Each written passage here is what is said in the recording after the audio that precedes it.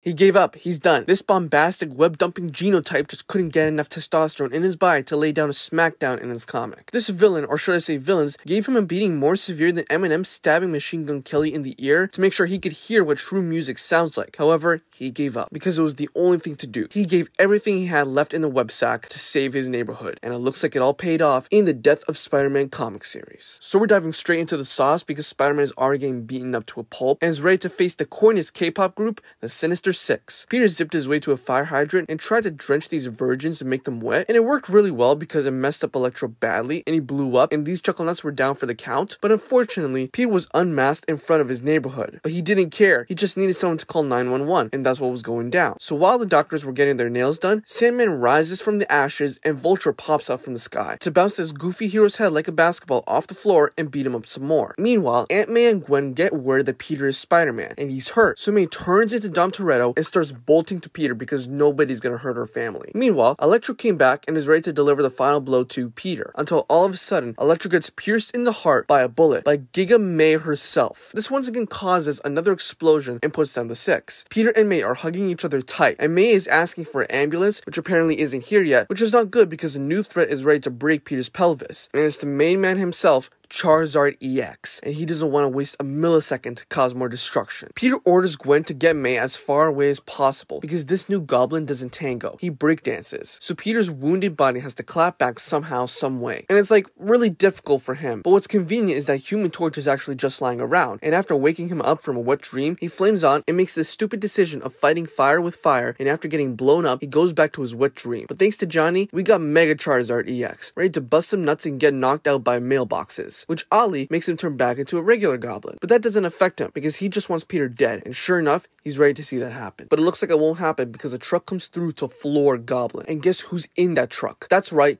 Michael Jordan, the MJ of fictional love interests. After she crashed, she got out to make sure Peter was okay, and he says that he's fine, but he's just lying to himself. But it's alright because he got a little smooch in the end, and then he immediately yeets her out of the way so that way Peter could take the damaged truck and pin this mutated piece of broccoli to the ground and kill him for good, which he succeeded. But immediately after, the truck exploded, which made him land hard on his neck, and everyone, except for any sort of doctor, started running to him to help him. Gwen, who's like the 29th person to do this, calls 911, and Peter's women are crying all over his dying body. But he was as cool as a cucumber. He's satisfied because he saved May. Even though he didn't save Uncle Ben, this feels redeeming because he saved this fossil of a human being. And moments later, Peter was out for the count for good. Everyone, except for a fucking doctor who they hit up more than a boy getting ghosted by his girl, is crying a river of tears, with Goblin finally getting what he wanted. And yeah, that's about it. Subscribe and I'll see you